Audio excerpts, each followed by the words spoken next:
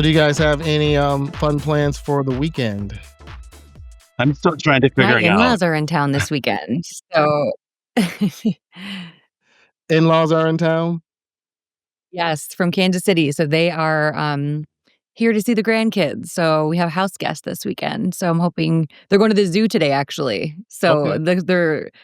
the kids' school's closed for the day, so they're taking 'em to the zoo, and I welcome the nice break. And this is MEA, right? Isn't that this week? It is. It's funny, they live in Kansas City, but they have kind of a similar Kansas, school district fall break too. My mother-in-law's a teacher, so it kinda worked out that well. It worked out well that way. Okay. What about you, I'm Grant? still trying to figure it out, actually. I think we just came back from a trip from Charleston, and, it's kind of nice just to have some time this weekend just to kind of lay low and figure it out and tend to the house, all the Yeah. things. Well, Absolutely. in September, I was telling Kevin is so crazy, it's nice to have a little True. It really is. downtime. Is the fashion season complete? Do you want to start? Well, for me, it actually is You for kind the of most part, I wrapping mean, up and then restarting. yeah, it seems like there's a nice little break between until kinda like Thanksgiving-ish time, Grant. It seems like a lot of Twin Cities events, like whether they're legacy events or smaller events from designers or things, kind of all fall in September and early October. September specifically is really busy, and it's nice. It's in tandem with, stores getting all their fall merchandise in and all of that, and then it'll ramp back up during the holidays for sure. Okay. And then for me, Well, I wanna welcome I'm sorry, go And ahead. then for me, it's kind of the overall, like, it becomes the opposite. Holiday just becomes a big time for me. I do a country club circuit of things locally, and those are ranging from about like 11 to 13 years. So a long history with that. I have a new après ski show that will launch December 7th, and then a new Four Seasons experience, which will be a dinner affair with Martin Patrick, which will launch this season as well. That is awesome. Well, I wanna welcome, Grant Whittaker and Madeline Nachbar to Twin Cities Leaders. Uh, Thank you guys for joining me on today. I'm really excited for this conversation. Yeah, we're happy to be Thank here. you. So Grant is the director and producer of the Minneapolis St. Paul, a magazine's Fashionopolis, and also owns his own business, Grant Whittaker Creative. And Madeline is a trend and style editor for Minneapolis St. Paul magazine. So before we get started, I just want to break down this terminology for my audience who may not be unfamiliar with fashion. So what is a stylist? What is a creative director or producer of a fashion show? And what is an editor? So let's just start there. Well, I'll because of the listing titles ending with editor, I'll start. So, I would say for both of us, we both work in the style realm as times as having to be stylists. For me, my work started, I was a background dancer who became a choreographer for fashion shows, who then extended that to all things styling. I started as an intern with a high label, which was Jill Sander in the early 90s, and then moved on into all the different realms of things. So, as a creative director within my own business, we deal in fashion, luxury, and kind of overall luxury immersive events for either brands or corporate entities. And then as it pertains to Fashionopolis, it really is all of those things. We produce everything from the video for Minneapolis St. Paul magazine down to the outfits and everything else as a part of the show. Awesome. And Madeline?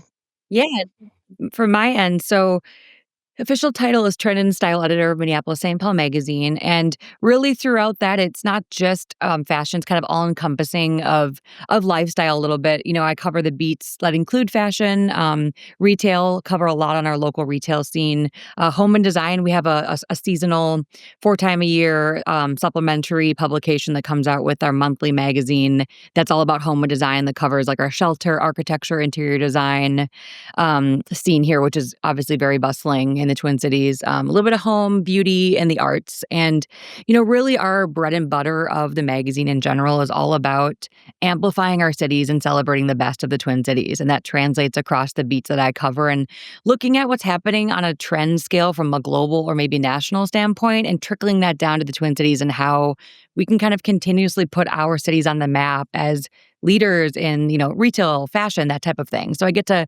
interview and spotlight and share stories of individuals, creatives, brick and mortar, designers, that kind of thing. Well, good. This is exciting. So we're talking today about how fashion and personal style shape leadership presence. But I want to go back to really when you all were growing up. Tell me about how did you get introduced into fashion, and was there someone that you looked up to that got you interested in the industry? Madeline, do you want to go first? I think Grant, it's funny, we've talked about our mothers, our respective moms a little bit, and I think a lot of that sometimes is innately in you, right? Yeah, it's funny. I have been obsessed. It sounds very cliche, like a lot of, people who are kind of self-proclaimed fashion obsessed, but really personal style was kind of a form of self-expression for me since I was young.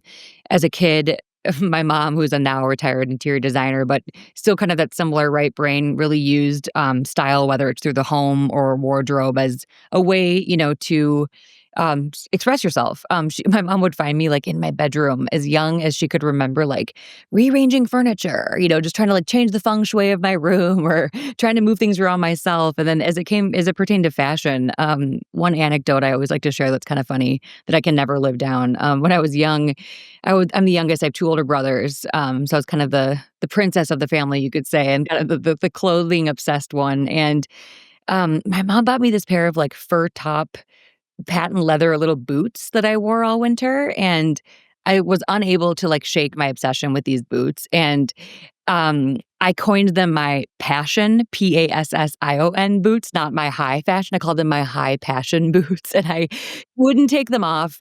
They ended up, as any young kid obsessed with one piece, my parents had to buy me, like, 8 pairs of these boots that I could, grow into, and I wore them everywhere, to the basketball court, watching my brother play, sports. I wanted to sleep in them, that whole thing, and she's like, I just kind of knew what, adult you would morph into with this obsession that has just kind of carried throughout as a way of self-expression for me. How So old were even as, you? as young as How old were you?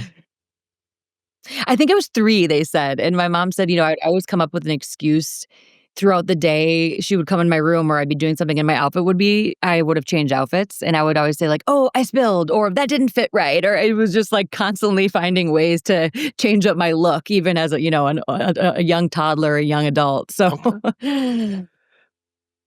Grant, what about you? For me too, I was the youngest. My mom, Madeline had mentioned that. We've talked about that a lot. My mom was also really my style influence. I was also the baby of the family. I think the difference was for me, I was gay and I was a princess as well. So I think that, there's the fun part that starts with that. But my mom, of all things, my father was in the military. I grew up in Germany. So I speak both languages fluently. And my father being in the military, my mother was a housewife, and so was really interested in all things. I would watch my mother transform from cleaning our house and really kind of getting her aerobics in and doing that to transforming into being kind of this glamazon of a woman who would do her shopping and come home and just really look the part. And my mom really was the style influence. We would spend time each year. I called my mom the black belt of shopping, and we would go out and do shopping sprees like that would happen at Easter and Christmas and preschool, like before we would go to school, at like back to school shopping, and spend like a day or 2 days doing this and having coffee and walking the streets and going to all the stores. And so as children, I have 3 older siblings, 3 sisters, and we were all dressed immaculately at all times. We look back at pictures at times and go, God, like, I wish I had that look or this look or that look.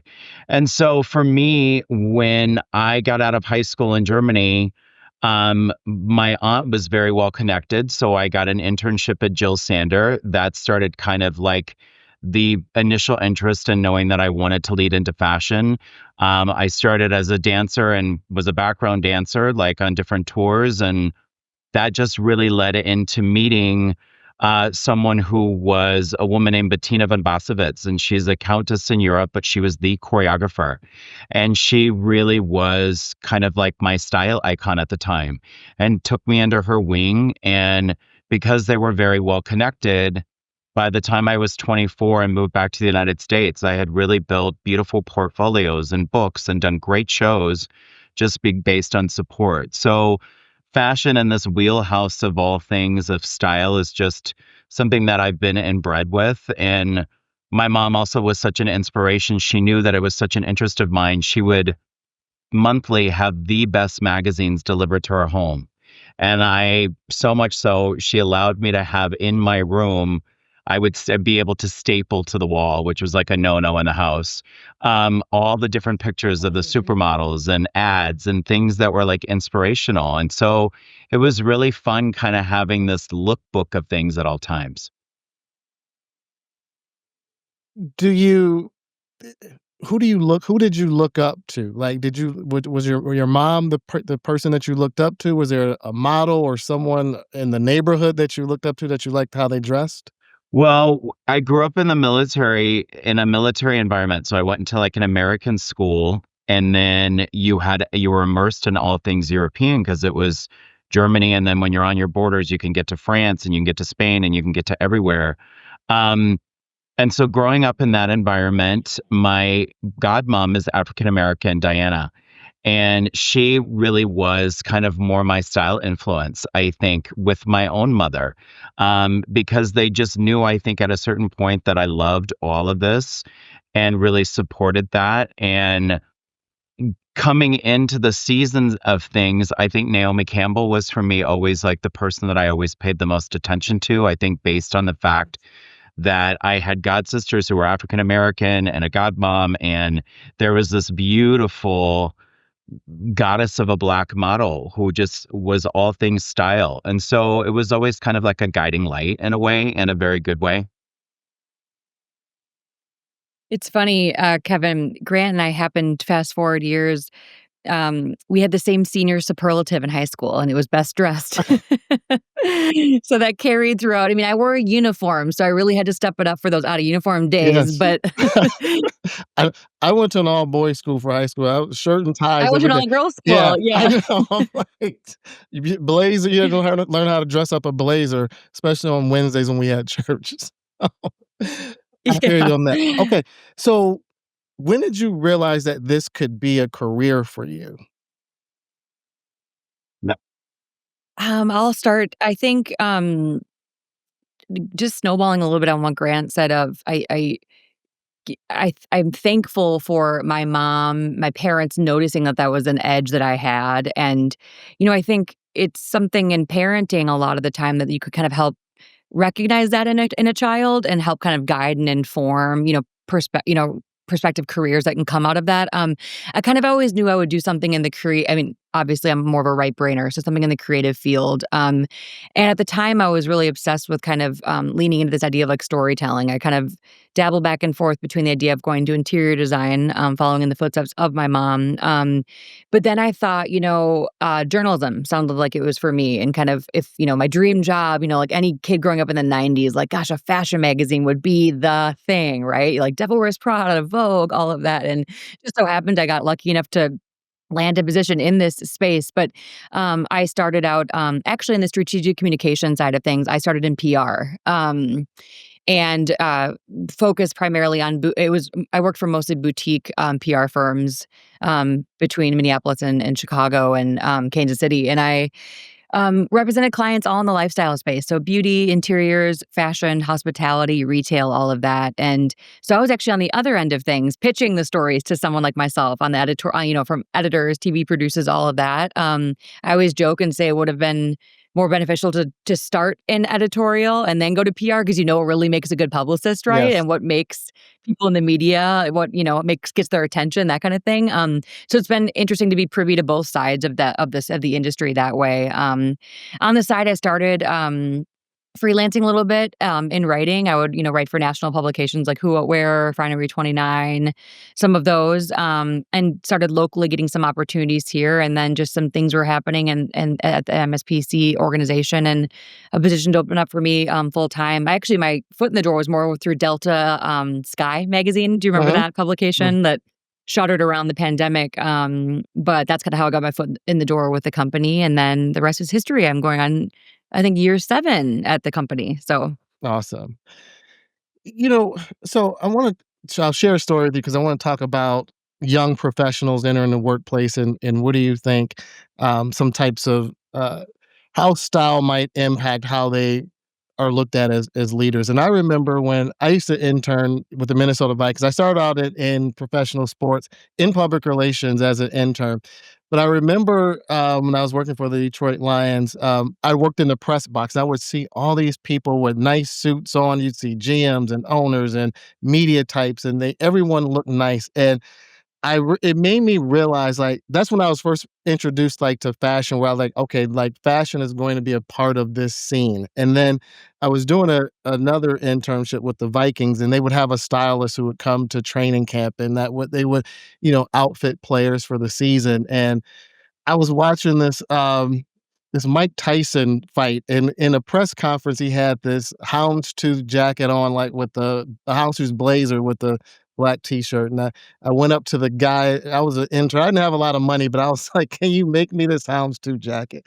And I still have it to this day. But again, that made me realize, like, how important of a role style would be in this profession that I'm in. So, for young professionals, Gen Zs and graduates who are graduating, what do you think is one piece that you'd want them to have in their wardrobe? Well, you said I'll go first because like I also resonate with the fact of a houndstooth blazer. Let me tell you, it was also a staple in my own wardrobe. You know, speaking, I always say to people, like, a coat can get you to so many different things in so many different places. And the truth is, Yep. for someone that's younger, that's coming out of school, thinking, I don't have a whole lot of means to figure out like so many different outfits. How do I make that outfit last? That's the first thing I would say to someone is a sport coat or a blazer because or if it's just a suit overall, you can pick that suit apart in so many different ways, which means I can wear that sport coat with the t-shirt. I can dress it up and wear it with the suit. Can put a Uh-huh. shirt under it. God forbid if I'm going to the club, I can throw it over my shoulders and one shoulder and make it look like I dress the part and go and tear up the dance floor. I mean, there's a number of different things that you can always do with that coat. And the same thing, or with that suit and those pants. And you can regard those in so many different ways. You can switch up your shoes, you can switch up your sweater, all the different things that you need to. But it is a staple that you should have. And people also tend to stay away from pattern at times, but sometimes that statement of knowing something that you like or something that you feel good in it doesn't have to be a traditional navy or traditional black. So I think take what you like, look at the lines of a really great coat, and then put that to work for yourself. So, if you were to style, let's say, this young professional, or maybe you have, but let's just say you styled this young professional for their first big presentation, or their interview that they have, and they're at the final rounds of it. How would you style them, and what would you want their outfit to say before they spoke? So when they walked in the room, what would you want their outfit to speak? I think there's a moment where you want to first talk to people about what their comfort level is, and I think what the objectives is. I think that's a big part of being a stylist. And I think when you shared your story as well, I think you were resonating with the fact of, here's my career points, here is what I'm looking at, the people that um, I can emulate and things like that. It's a really great start to know, first of all, that conversation that you have with somebody about what's important to them and what's important to their wardrobe. And then I think that's where the styling points start. Um, in my own career, I work in so many different facets. There's been times over the years where you've also had to sit and work with professionals overall. And that's the outlook is what is it that they're doing for work? Where do they need to take that outfit? Is it day? Is it night? Is it evening? Is it travel? Is it all those things? And I think that conversation really starts with the individual and then start to build that outfit for each person. Because sometimes it starts with some basic pieces. Sometimes there could be some color input that you think about. But overall, it's the cut and the function. I think that's most important. Okay. All right. No, I like that. And I know, again, for sometimes when you are in those positions, a young person that's in those positions, you're worried about so many different things, right? Like, what am I going to say? And, what questions are they going to ask me? But oftentimes, how you dress says a lot as well. And Madeline, that's what we were talking about like if you could style a young professional for like a big moment, like they were given like their first presentation in front of a group of individuals, or maybe they had to do a presentation in front of people that they were interviewing with. What's one outfit or that you'd want, or what would you want their outfit to say about them? Yeah, I think that, it's so funny that Grant mentioned coats too, because I, until the cows come home, say, especially in Minnesota, I mean, coats and shoes are kind of the building blocks of a wardrobe and have the ability to transform even the most basic of outfits, right? Whether it's like those are I think those are the pieces that deserve the most, investment, whether it's a blazer, a leather jacket, a great outer, coat for withstanding the elements more, or a killer pair of shoes. But I think that really listening to an individual talk about like what makes them feel best, because that's going to translate through confidence, right? I mean, I think um it, it a style can affect leadership in so many ways because it can project intentionality. It can help command a presence. I mean, if you feel good, that's only going to emulate, right? Like, look good, feel good. So I think talking to an individual, like, are they really into color? Like, you don't need to fit into a uniform per se of what is considered professional. I mean, of course, there are dress codes and things that you want to avoid for a presentation or a big important meeting or something. But do you feel the greatest in red, or are you kind of a more head to toe black person? Do you love a killer shoe? I think what makes you feel good, leaning into that and then having it fit the dress code and kind of the how professional something is really going to emulate and only exude the most confidence that you want to get out of a presentation or a big meeting. No, I love that, and this is a good transition to what I wanna, build on that is helping people navigate, authenticity in the workplace in terms of, like, how to navigate between fitting in and standing out, like, and I'll give you guys an example. Dan Campbell was the head coach of the Detroit Lions, so his defensive coordinator now, Kelvin Shepard, he wasn't the defensive coordinator at the time, but he was interviewing for the position. But he wore dreads, or he has dreads, and he asked the coach, he said, "Do you think should I cut off my dreads because it might appear or look or be perceived as I'm either less professional, or it's not I'm in a leadership position but doesn't look like I am?" And the coach, Dan Campbell, told him that he wanted him to be as he was, like, do not, change who you are because of for perception. So, how do you think people can navigate that between, fitting in and standing out?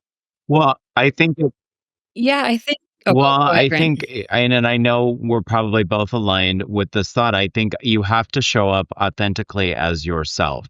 That's the starting point, I think, of being professional. I think, in truth, what we expect from people, individuals, colleagues in the workplace is for someone just to be able to do their work. And a big part of that is also wanting to show up and be authentic and be oneself and be happy. Um, and I think that's a big starting point that we don't talk about in our professions. And listen, I am who I am. This is the work that I do. I don't ever not show up as a stylist. It doesn't mean that everyone has to love all things about you, but I also maintain the fact of hard work, kindness, arriving on time, all the things that we should expect. And I think those are the starting points. I think all people come in all different shapes, sizes, colors, all those different things. And I think that's what also makes up a very wonderful and beautiful workplace.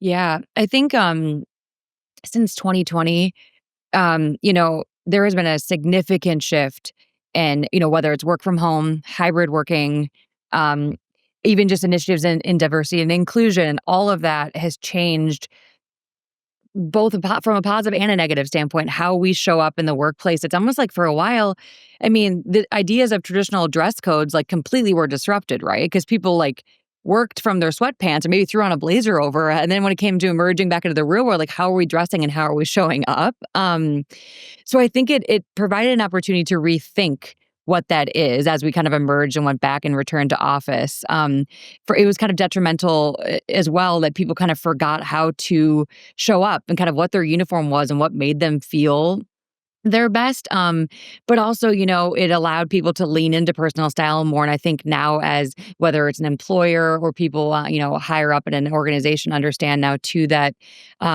we're showing up more authentically as ourselves than I think we ever have before, versus all kind of fitting into this uniform and kind of this confined box, right? So I think it's striking that balance and towing the line of how you are, representing yourself, to the truest nature, but also to respecting kind of professionalism in the workplace and all of that.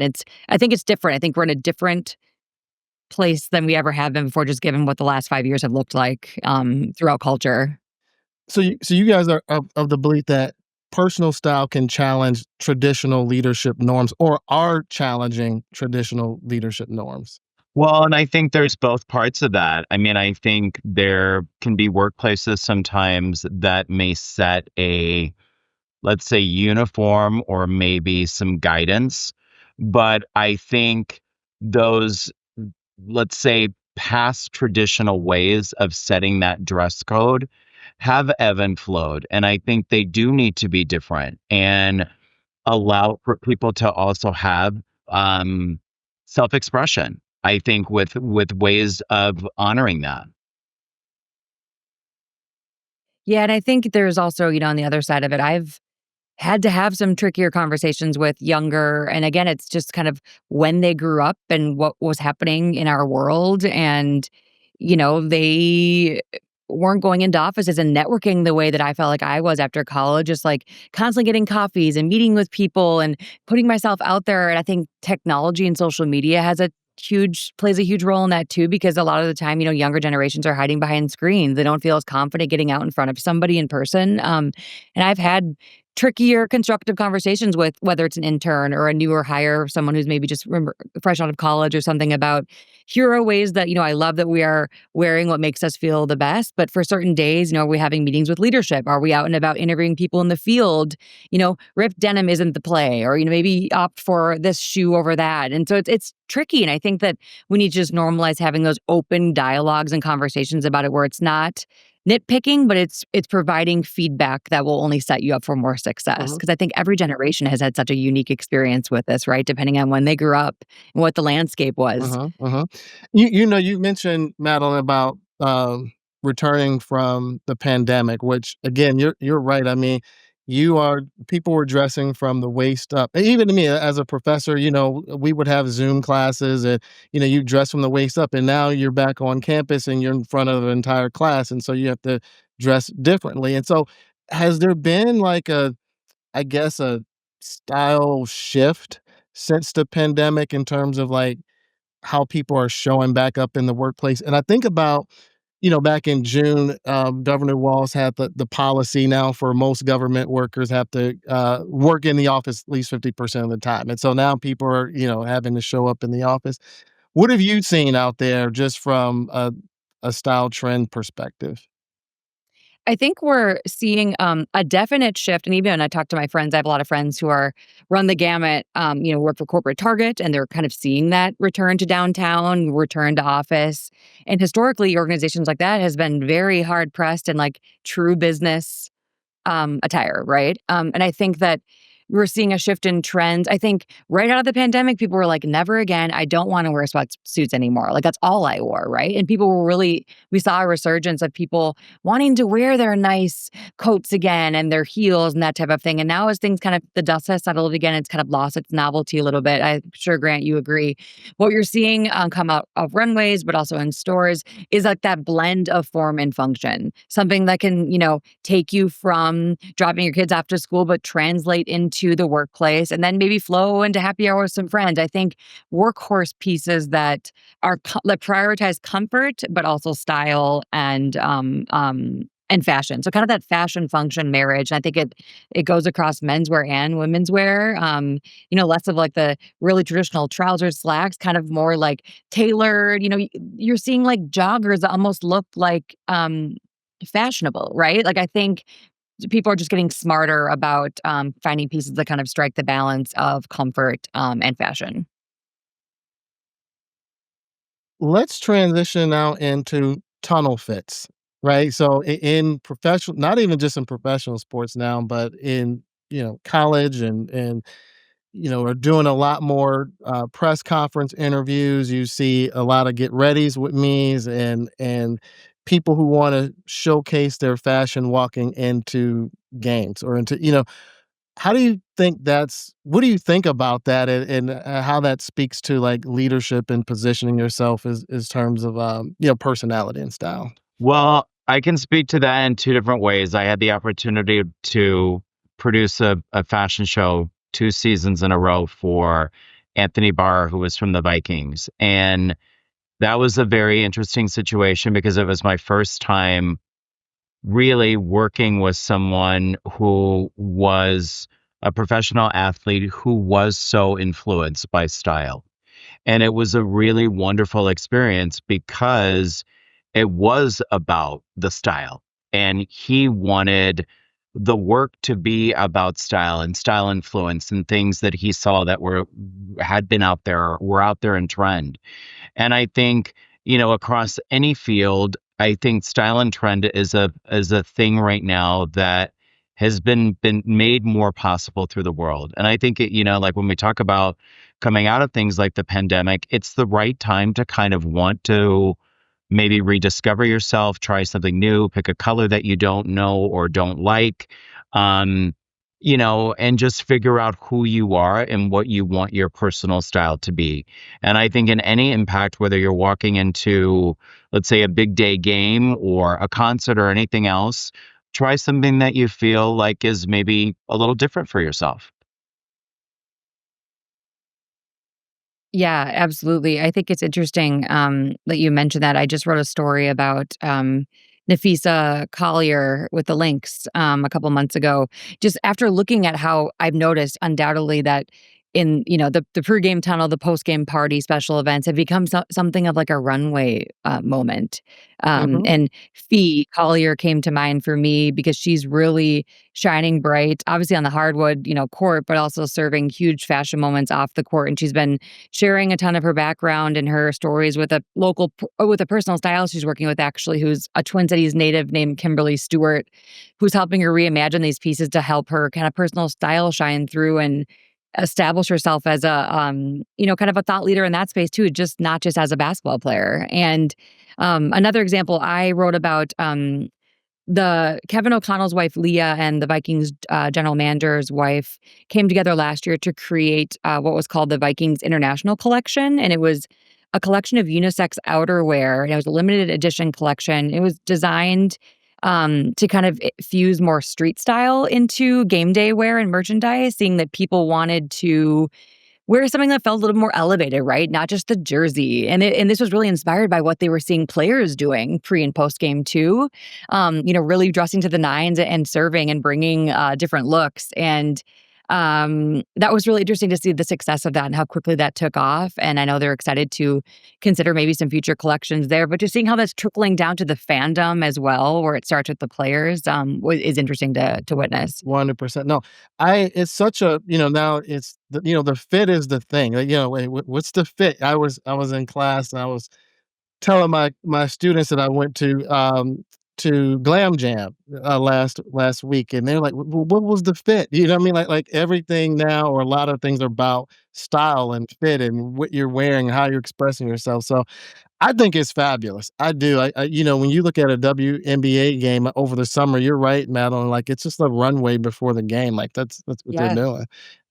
Okay, so we're gonna play a game called Rapid Fire, and so I'm gonna give you two choices of items. I want you to choose which one you think you would take. So, first one is power suit or statement sneakers. Mine would be power suit. Hmm. Me too. Okay, blazer or bomber jacket. Oh, I'm A bomber. blazer. Okay, all black everything or vibrant color pop. All black everything, and I know what my I counterpart's would gonna say say. vibrant colored part. All right, tailored fit or oversized silhouette? Taylor. Tailored. Okay, signature scent or signature style piece? Signature style piece. I'm gonna say both. I'm gonna cheat. All right, a style evolution or style consistency? For me, it's evolution. Hmm. Me too. Okay. Minimalist moniker or monochrome or electric, layering? Mine's monochromatic. Minimalist. Okay. Leather, loafers or designer sneakers? Leather loafers. Yeah, I agree. Alright, structured shoulder or fluid drape? Structured shoulder. I would say fluid drape. Alright, CEO in denim or mayor in metallic? Mine's metallic. Denim. This is this is awesome. Okay, I think it's like 5 for 5 almost, like, between the 2 of you. Okay, so I wanna do a styling challenge this w Which is funny because Grant and I agree on a ton. Yeah, So it's funny to see like how we never clash or, when it comes to like us working on projects together. It's just so funny. Like he could shop for me and pick out something for me, and I could do the same for him. Like it's like we read each other's minds. Like we're a good yin and yang. And that's the nice thing too, and now what? because we can also work together and like, Madeline will concept the editorial. I'll come in and style, and then we'll put like all the visuals together with the style and the model and all of the pieces. And we have a good function. Like when we were talking about draping, that's something that I could present to her and she could go, "Oh yeah, now I see it." Okay. Okay, no, that is awesome. I love that. Okay, so we're gonna do a style challenge for our listeners this week. We want them to show us wear an outfit that makes them feel like a leader and tell us why. And then we want them to tag us on Instagram with the hashtag style to lead. And so I'm going to challenge our listeners to join our conversation today and show us all these different looks that make you feel like a leader and make you feel comfortable. And as you mentioned, Madeline, with whether it's the color pops or all the different looks, hairstyles, shoes, we want to see it. Hashtag style to lead on Instagram, Twin Cities Leaders, and Madeline Nachbar and Grant Whittaker.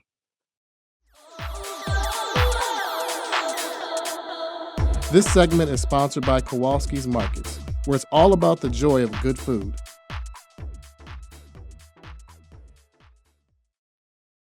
Okay, so now we are down to our final segment, and this is our hidden gem segment. And so this is where I ask all my guests, what is a hidden gem place, experience, or event in the Twin Cities that you think more people should know about? It's funny because Madeline and I talked about this a little bit prior to, and, we both agree on some shining points, but I'm an advocate for like all things heritage, and I have a project that's being reimmersed in May called Glamorama, which was a Dayton Hudson Marshall Fields experience at one point in time, which then led to Macy's, and the counterpart was Children's Cancer Research Fund.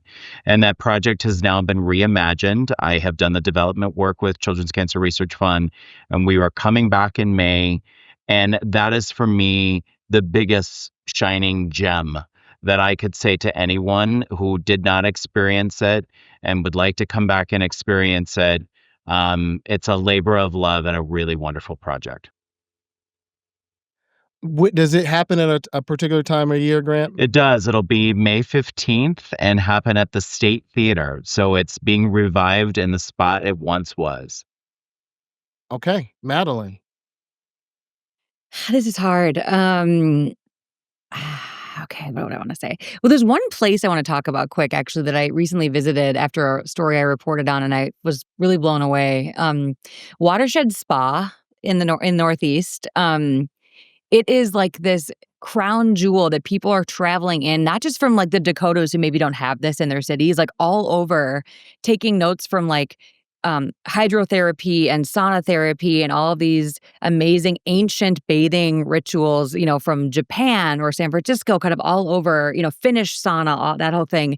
And the owner, Nell, has just really created this like enclave here. And it's like trying to get in there is like trying to book out, get your kid in college. Like truly, it's a testament to how amazing the concept is. And I had the opportunity to go experience it. And I feel like it's just kind of under the radar a little bit, unless you're in that kind of that wellness guru space. That's one. One more I have, I think, too, is just our city's incredible scene for antique and vintage. We have a lot of really amazing kind of neighborhoods and corridors that you can find really unique pieces from, designers, whether it's an authentic Ames chair from the home space or like a Jean-Paul Gaultier coat. Whether that's, 50th and Xerxes area or downtown Stillwater, or there's a ton of really awesome stores in Northeast Minneapolis. Of course, my bread and butter is all about celebrating local retail. So getting people to remind themselves, that you don't need to shop online for all this stuff. And there's really amazing stuff here in your backyard in your respective neighborhoods and communities to go support local, but also find something that not everyone else has. Okay, so what is the name of the spa place again? Watershed. Watershed, okay. And for local vintage and retail, Northeast and Stillwater, you mentioned? So Northeast is great, kind of that Old Town Marcy Holmes area. There's like a nice little cluster of like 4 to 5. That's for fashion more so. And then I would say Selby and Snelling in St. Paul and downtown Stillwater and 50th and Xerxes are kind of your home vintage and antique treasure troves. Got it. Okay. Well, this has been a wonderful conversation, and I really appreciate your time. I want to be mindful of it. We're at 42 minutes right now, so I want to be mindful of your time. But I really thank you for joining me on Twin Cities Leaders. This is going to help a lot of people, and I know they will. What you mentioned adds value to what we're trying to accomplish here in the Twin Cities. If you want to hear more Twin Cities Leaders, you can find me on Instagram and on Spotify and YouTube and TikTok as well. I will see you next week on the next episode of Twin Cities Leaders. Bye now.